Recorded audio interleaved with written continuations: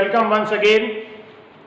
मैं करमजीत सिंह आपके लिए फिर से एक वीडियो लेकर आया हूं और इस वीडियो में आज हम लोग चर्चा करेंगे प्रेजेंट इंडेफिनिट की। इस वीडियो को आगे बढ़ाने से पहले मैं आप लोगों से एक रिक्वेस्ट करूंगा कि अगर अभी तक आप लोगों ने इस चैनल को सब्सक्राइब नहीं किया तो ज़रूर सब्सक्राइब कर लें और अगर ये मेरी वीडियो पसंद आती है तो इसको लाइक ज़रूर करें और साथ ही साथ शेयर करें।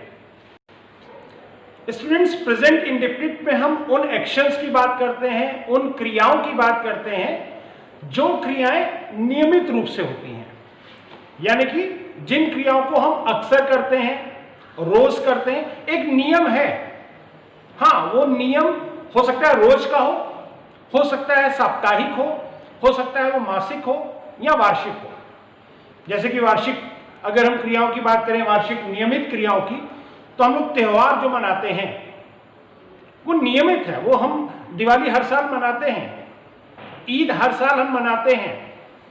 इसी प्रकार से राष्ट्रीय पर्व हैं, जैसे कि स्वतंत्रता दिवस हम मनाते हैं, गणतंत्र दिवस हम मनाते हैं। तो जब भी हम नियमित क्रियाओं की बात करेंगे तो हम बात करेंगे प्रेजेंट इंडेफिनिट की।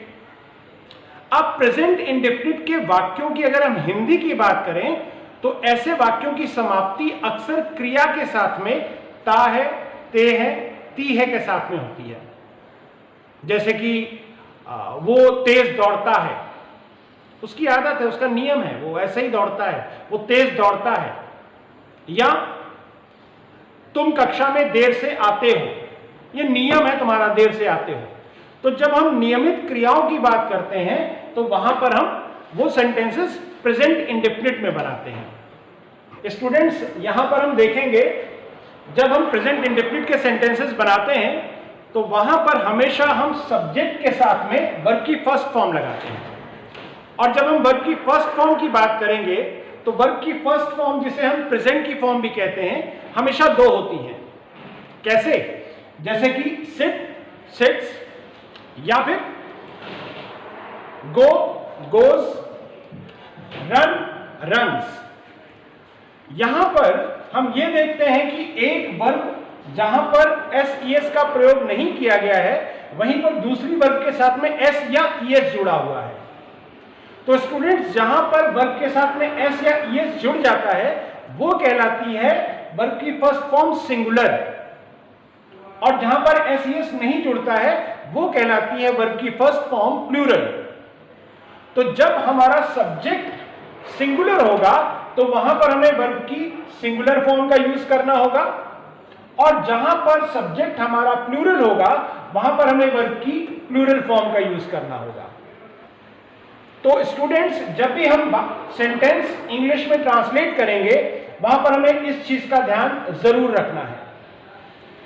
अगर मान लो मुझे कहना है कि वह क्लास में बैठता है तो ही, और चूंकि ही सिंगुलर है इसलिए हम इसके साथ यूज करेंगे सिट्स। तो he sits in the class. अगर मुझे कहना है कि हम क्लास में बैठते हैं तो हम प्लूरल है, यानी कि वी, और वी के साथ में हम प्लूरल वर्ब यूज करेंगे, we sit in the class. तो इसी प्रकार से अगर हमें कोई भी सेंटेंस बनाना है वहां पर सब्जेक्ट के साथ में हम वर्ब की फर्स्ट फॉर्म लगाएंगे, और वर्ब की फर्स्ट फॉर्म में एस ई एस तभी जोड़ते हैं जब सब्जेक्ट सिंगुलर होगा, और उसके साथ में जो भी ऑब्जेक्ट हो उसको लगा देते हैं। जैसे कि अगर मुझे कहना है कि मेरे पापा अंग्रेजी का अखबार पढ़ते हैं, या मेरे पापा अंग्रेजी अखबार पढ़ते हैं, तो सेंटेंस बनेगा my father. My father singular है इसलिए अब हम वर्ब की फर्स्ट फॉर्म रीड की बजाय सिंगुलर वर्ब लगाएंगे, reads. My father reads English newspaper. अगर मुझे कहना है कि मेरे मित्र अंग्रेजी अखबार पढ़ते हैं तो मेरे मित्र प्लूरल है my friends. My friends read English newspaper. Students, ये सेंटेंसेस कहलाते हैं अफर्मेटिव सेंटेंसेस, या इनको हम पॉजिटिव सेंटेंस भी कह सकते हैं, सकारात्मक वाक्य होते हैं। इन वाक्यों में हम किसी भी क्रिया का होना बताते हैं। जब क्रियाएं होती हैं तो हम सेंटेंसेस को इस प्रकार से कंस्ट्रक्ट करते हैं। स्टूडेंट्स, अब हम बात करते हैं नेगेटिव सेंटेंसेस की, यानी कि नकारात्मक वाक्यों की। नेगेटिव सेंटेंसेस वो होते हैं स्टूडेंट्स जहां पर हम नियमित क्रियाओं में नकारात्मकता दिखाते हैं, यानी कि हमारे कहने का तात्पर्य होता है कि ऐसा नियमित रूप से नहीं होता है।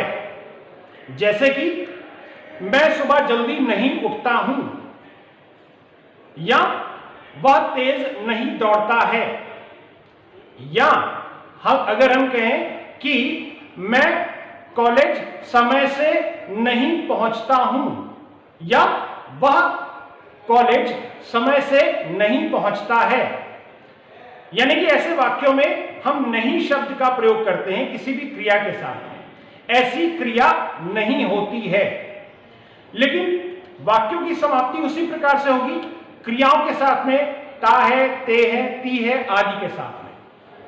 तो ये होते हैं नेगेटिव सेंटेंसेस। इनका कंस्ट्रक्शन एक बार समझ लेते हैं। तो स्टूडेंट्स, अब देखते हैं हम लोग नेगेटिव सेंटेंसेस को कैसे हम इंग्लिश में ट्रांसलेट कर सकते हैं। जैसे मैंने बताया कि इन वाक्यों में नहीं शब्द का प्रयोग किया जाता है, और यहां पर जब हम इंग्लिश का ट्रांसलेशन करेंगे तो ऐसे सेंटेंसेस में सब्जेक्ट के साथ में स्टूडेंट्स डू अथवा डज का प्रयोग अवश्य करते हैं। डू का प्रयोग हम जब भी सब्जेक्ट प्लूरल होगा, सब्जेक्ट आई होगा या सब्जेक्ट यू होगा उसके साथ में करेंगे, क्योंकि हम आई और यू को भी यहां पर प्लूरल कंसीडर कर रहे हैं, इसलिए डू का प्रयोग हम आई और यू के साथ भी करेंगे। उसके अलावा कोई भी सब्जेक्ट सिंगुलर है तो उसके साथ में हम डज का प्रयोग करेंगे, और फिर उसके साथ में नॉट लगाते हैं। स्टूडेंट्स, ऐसे वाक्यों में नेगेटिव सेंटेंसेस में हम वर्ब की फर्स्ट फॉर्म में कोई एस ई एस का प्रयोग नहीं करते हैं। इसे टेक्निकल लैंग्वेज में वर्ब की बेस फॉर्म भी कहा जाता है। तो स्टूडेंट्स, जब हम नेगेटिव सेंटेंसेस बनाए तो वहां पर डू डज नॉट के साथ में वर्ब की बेस फॉर्म या वर्ब की first form without S E S का यूज करते हैं, एंड देन ऑब्जेक्ट। जैसे कि अगर हम एक नेगेटिव वाक्य हिंदी में बनाएं कि भारतीय ट्रेनें लेट आती हैं, ये हमारा पॉजिटिव का सेंटेंस है। अगर इसको नेगेटिव में हम बनाएंगे तो ये वाक्य इस प्रकार से बनेगा, भारतीय ट्रेनें समय से नहीं आती हैं। तो भारतीय ट्रेनें, यानी कि हम प्लूरल की बात करते हैं तो इंडियन ट्रेन्स। अब चूंकि सब्जेक्ट यहां पर प्लूरल है और प्लूरल के साथ में हमें यूज करना है डू का, तो इंडियन ट्रेन्स डू नॉट, आने की इंग्लिश कम ऑन टाइम। तो Indian trains do not come on time. Suppose I am talking about a particular train, मैं किसी खास ट्रेन की बात कर रहा हूं। मान लीजिए मैंने कहा शताब्दी ट्रेन लेट नहीं आती है, तो Shatabdi train, now we are talking about a singular train, right? तो with singular we have to use does. तो Shatabdi train does not come late. भारतीय ट्रेनें समय से नहीं आती हैं, लेकिन शताब्दी ट्रेन लेट नहीं आती है। तो Indian trains do not come on time, but Shatabdi train does not come late. तो स्टूडेंट्स, इस प्रकार से हम नेगेटिव सेंटेंसेस का कंस्ट्रक्शन करते हैं। अब हम समझते हैं इंटरोगेटिव सेंटेंसेस को। अब स्टूडेंट्स, हम डिस्कस करने जा रहे हैं इंटरोगेटिव सेंटेंसेस। इंटरोगेटिव यानी कि प्रश्नवाचक वाक्य। इंटरोगेटिव वर्ड बना ही इंटेरोगेट से है। इंटेरोगेट यानी कि पूछताछ करना, इंटेरोगेशन यानी कि पूछताछ। तो ऐसे वाक्य जहां पर हम किसी व्यक्ति से कुछ पूछ रहे हैं, कोई प्रश्न कर रहे हैं, उनको इंटरोगेटिव सेंटेंसेस कहते हैं। इंटरोगेटिव सेंटेंसेस दो तरीके के होते हैं, एक जिसको हम Q1 कहेंगे और दूसरा जिसको हम Q2 टाइप सेंटेंसेस कहेंगे। Q1 टाइप जो सेंटेंसेस होते हैं स्टूडेंट्स, ये वो वाक्य होते हैं जिनका आंसर यस और नो में आ सकता है, और Q2 टाइप वो सेंटेंसेस होते हैं जिनका आंसर यस और नो में नहीं आ सकता है। कुछ लोगों का कहना है कि ये वाक्य क्या से शुरू होते हैं और ये वाक्य क्या से नहीं शुरू होते हैं, लेकिन स्टूडेंट्स जरूरी नहीं कि क्या से ही शुरू हो, क्या कहीं पर भी आ सकता है। क्या शब्द वाक्य में कहीं पर भी आ सकता है। ये वाक्य की शुरुआत में भी आ सकता है, ये वाक्य के बीच में भी आ सकता है, और ये वाक्य के अंत में भी आ सकता है। जैसा कि हम अपनी बोलचाल में अक्सर यूज करते हैं, तुम वहां गए थे क्या, या तुम वहां जाते हो क्या, क्या तुम वहां जाते हो। तुम वहां क्या जाते हो? ये तीनों ही वाक्य अगर हम देखें तो तीनों वाक्यों में एक ही प्रश्न पूछा जा रहा है और वो प्रश्न जिसका उत्तर यस और नो में आ सकता है। तो ये वाक्य हैं हमारे Q1 type questions, Q1 type sentences, ऐसे सेंटेंसेस जिनका आंसर यस और नो में नहीं आ सकता है। जैसे कि तुम वहां क्यों जाते हो, तुम वहां कब जाते हो, तुम वहां कैसे जाते हो। ऐसे सेंटेंसेस जिनका आंसर यस और नो में नहीं आ सकता है उन्हें हम बोलेंगे Q2 टाइप सेंटेंसेस। इन सेंटेंसेस का कंस्ट्रक्शन देख लेते हैं। ये देखिए, तो स्टूडेंट्स अब हम बात कर रहे हैं इंटरोगेटिव सेंटेंसेस की, और हम लोगों ने समझा कि Q1 टाइप सेंटेंसेस कौन से होते हैं इंटरोगेटिव में, और Q2 टाइप सेंटेंसेस कौन से होते हैं। Q1 टाइप वो सेंटेंसेस जो अक्सर क्या से शुरू होंगे या क्या कहीं पर भी आ सकता है। बेसिक चीज इसकी क्या है कि इसका आंसर यस और नो में आ सकता है। ऐसे सेंटेंसेस को जब हम इंग्लिश में कन्वर्ट करते हैं तो इसकी शुरुआत स्टूडेंट्स हम करते हैं डू या डज से। डू कहां पर हम प्रयोग करेंगे? अगर सब्जेक्ट हमारा प्लूरल है, आई है या यू है। डज का प्रयोग जब भी सब्जेक्ट हमारा सिंगुलर होगा। जैसे कि क्या तुम अंग्रेजी अखबार पढ़ते हो, तो अब यहां पर सब्जेक्ट कौन है? तुम, यानी कि यू। और यू के लिए हमें किसका प्रयोग करना है? यू के लिए हमें प्रयोग करना है डू का। तो do you read English newspaper. चूंकि इसका आंसर यस और नो में आ रहा है, यह प्रश्न जिससे भी पूछा जाएगा तो इसका आंसर यस और नो में दे सकता है। क्या तुम अंग्रेजी अखबार पढ़ते हो? हाँ। या क्या तुम अंग्रेजी अखबार पढ़ते हो? नहीं। तो इसका आंसर यस और नो में दिया जा सकता है। यह है Q1 टाइप सेंटेंसेस। जिसका आंसर यस और नो में नहीं दिया जा सकता वो है Q2 टाइप सेंटेंसेस। जैसे कि अगर मैं प्रश्न पूछूं कि तुम अंग्रेजी अखबार कब पढ़ते हो, यानी कि अब इस प्रश्न का उत्तर यस और नो में नहीं दिया जा सकता है। ऐसे सेंटेंसेस जिनका आंसर यस और नो में नहीं दिया जा सकता है, जब हम ऐसे सेंटेंसेस को इंग्लिश में ट्रांसलेट करते हैं तो उसकी शुरुआत होती है क्वेश्चन वर्ड से। और इसका क्वेश्चन वर्ड क्या है? कब। ऐसे शब्द जो प्रश्नवाचक हैं, जैसे कि कब, क्यों, कहां, कैसे, ये हैं क्वेश्चन वर्ड्स।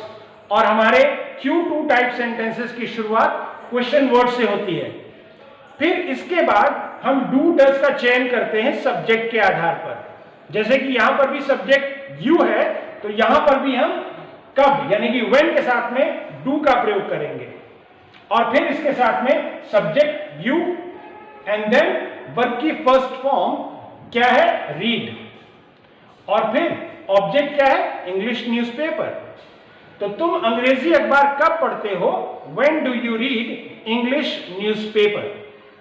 स्टूडेंट्स, अगर ऐसे सेंटेंसेस को हमें इंटरोगेटिव सेंटेंसेस नेगेटिव में बन रहे हैं तो वहां पर हम डू डज का कॉन्ट्रैक्शन यूज कर सकते हैं। यानी कि डू डज का कॉन्ट्रैक्शन क्या है, इसको एक बार समझते हैं। तो स्टूडेंट्स, यहां पर कॉन्ट्रैक्शन बताया गया है। डू नॉट का कॉन्ट्रैक्शन होता है डोंट, और डज नॉट का कॉन्ट्रैक्शन होता है डजंट। तो अगर हमें कोई भी सेंटेंस इंटरोगेटिव बनाना है जहां पर नॉट का प्रयोग किया जा रहा है, या हमें कोई भी सेंटेंस नेगेटिव में बनाना है, तो वहां पर भी हम डू नॉट के बजाय डोंट शब्द बोल सकते हैं, इसको लिख सकते हैं। और डज नॉट के बजाय हम डजंट शब्द का प्रयोग कर सकते हैं। इसको इसी प्रकार से लिखा जा सकता है और इसी प्रकार से बोला भी जा सकता है। अगर यही वाक्य कुछ हम इस तरीके से बनाएं कि क्या तुम अंग्रेजी अखबार नहीं पढ़ते हो, तो यह हो जाएगा don't you read English newspaper. यदि हमें कॉन्ट्रैक्शन का यूज नहीं करना है यहां पर, यदि हम डू नॉट को एक साथ नहीं लिखना चाहते हैं और नहीं बोलना चाहते हैं, तो स्टूडेंट्स यहां पर नॉट का प्रयोग हम सब्जेक्ट के बाद में भी कर सकते हैं। जैसे कि do you not read English newspaper. इसी प्रकार से जो Q2 टाइप सेंटेंसेस होते हैं उनमें भी हम नॉट का प्रयोग इसी प्रकार से कर सकते हैं, कॉन्ट्रैक्शन के साथ में भी। जैसे कि तुम अंग्रेजी का अखबार क्यों नहीं पढ़ते हो, तो why don't you read English newspaper. या फिर अगर हम कॉन्ट्रैक्शन का यूज नहीं करना चाहते हैं तो why do you not read English newspaper. तो सब्जेक्ट के बाद में नॉट का भी यूज कर सकते हैं और कॉन्ट्रैक्शन के साथ में भी हम ऐसे वाक्यों को इंग्लिश में बना सकते हैं। तो स्टूडेंट्स, आज हम लोगों ने डिस्कस किया प्रेजेंट इंडेफिनिट को। इसी प्रकार से अगली वीडियो में हम लोग बाकी के बचे हुए टेंसेस को भी समझेंगे। आई होप आप लोगों को सारी चीजें क्लियर हुई होंगी। अगर किसी को कोई भी कंफ्यूजन है तो प्लीज कमेंट बॉक्स में उसको जरूर लिखें। मैं पूरी कोशिश करूंगा कि आपके कंफ्यूजन्स को मैं दूर कर सकूं। Thank you everyone, have a